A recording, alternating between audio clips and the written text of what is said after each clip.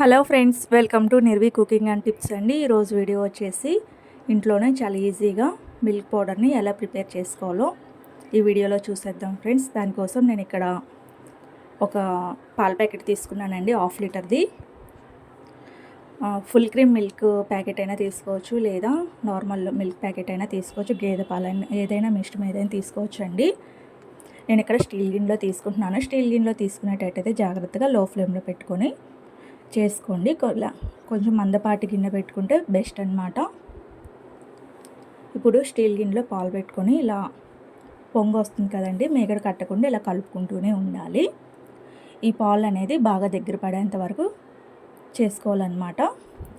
నేను ఇలా మధ్యలో కలుపుకుంటూ చాలా జాగ్రత్తగా అడుగంటకుండా, స్టీల్ గిన్నె కాబట్టి తొందరగా అడుగంటుతుంది కదండి, అందుకని లో ఫ్లేమ్లో పెట్టుకొని చేసుకుంటున్నాను నేను ఈ ప్రాసెస్ అంతా. మీరు మందపాటి గిన్నె తీసుకునేటట్టయితే మీడియం ఫ్లేమ్లో పెట్టుకొని చేసుకోవచ్చు. కొంచెం టైం పట్టినా కానీ చాలా ఈజీగా మన ఇంట్లోనే మిల్క్ పౌడర్ ప్రిపేర్ చేసుకోవచ్చు అండి. మిల్క్ పౌడర్ యూస్ చేసి స్వీట్ రెసిపీస్లో కానీ మనం చాలా ఈజీగా యూస్ చేసుకోవచ్చు. బయట కొనే పని లేకుండా ఇంట్లోనే ప్రిపేర్ చేసుకుంటే హెల్తీ కదా, ఏం ప్రిజర్వేటివ్స్ లేకుండా చాలా హెల్తీగా మన ఇంట్లోనే మిల్క్ పౌడర్ చేసేసుకోవచ్చు అండి. ఎప్పుడు కావాలంటే అప్పుడు మనం ఇలా ఈజీగా చేసేసుకోవచ్చు అనమాట. జస్ట్ 1 డే పట్టేస్తుంది ఆరటానికి, అంతే. అంతకన్నా ఎక్కువ పట్టదనమాట. 1/2 డే లేదా 1 డేలో మనం ఈజీగా మిల్క్ పౌడర్ అనేది ప్రిపేర్ చేసేసుకోవచ్చు. చూసారా, ఆల్మోస్ట్ కొంచెం దగ్గర పడుతూ ఉంది కదా, దగ్గర పట్టడానికి స్టార్ట్ అయిందనమాట. నేను లో ఫ్లేమ్లో పెట్టుకునే చేస్తున్నానండి. నేను మరీ చెప్తున్నాను, స్టీల్ గిన్నెలో కాసుకునేటట్టయితే లో ఫ్లేమ్లో పెట్టుకొని చేసుకొని, లేదా అడుగంటుతుంది, మాడవాసన వస్తుంది అనమాట. చూసారా, ఇక్కడ ఆల్మోస్ట్ క్రీమీ స్ట్రక్చర్ వచ్చింది చూసారా. ఇంకా బాగా దగ్గరికి రావాలన్నమాట. నేను వీడియోలో చూపిస్తాను చూడండి, ఆ విధంగా రావాలి. ఇలా గిన్నెకి సపరేట్ అయిపోవాలన్నమాట క్రీమ్ అనేది, అప్పుడు పర్ఫెక్ట్గా వచ్చినట్టు. చూపిస్తున్నాను చూడండి, ఇంకొంచెం దగ్గర పడాలన్నమాట. ఆల్మోస్ట్ దగ్గరికి వచ్చేసింది చూసారా, అడుగంటేసింది. అప్పటికి నేను ఎంత కలిపినా కానీ స్టీల్ గిన్నె కాబట్టి ఊరికి అడుగంటేస్తుంది కదా. ఇలా ఉంటే సరిపోతుందండి. స్టవ్ ఆఫ్ చేసేసుకొని ఓ ప్లేట్లో తీసుకొని ఇలా పల్చగా స్ప్రెడ్ చేసుకోండి.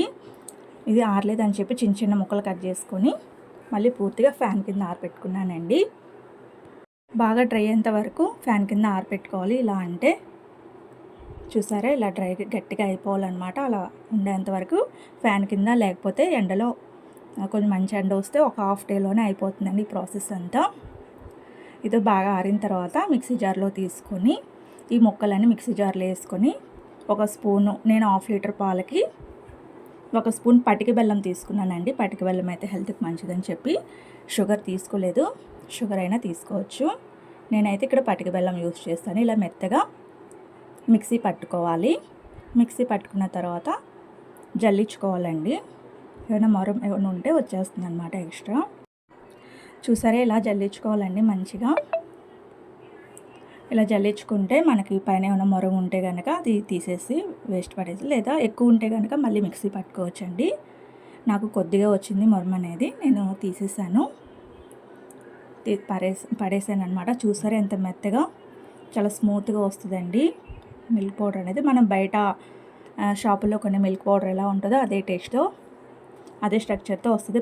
బయట అయితే ప్రిజర్వేటివ్స్ అవి వాడతారు కాబట్టి మన ఇంట్లో అయితే ఈజీగా ఇలా ఎప్పుడు కావాలంటే అప్పుడు చేసుకొని స్వీట్స్లో యూస్ చేసుకోవచ్చండి. మీకు ఈ వీడియో కనుక నచ్చినట్టయితే ప్లీజ్ లైక్ చేయండి, షేర్ చేయండి, సబ్స్క్రైబ్ చేయండి. Thank you for watching. Bye.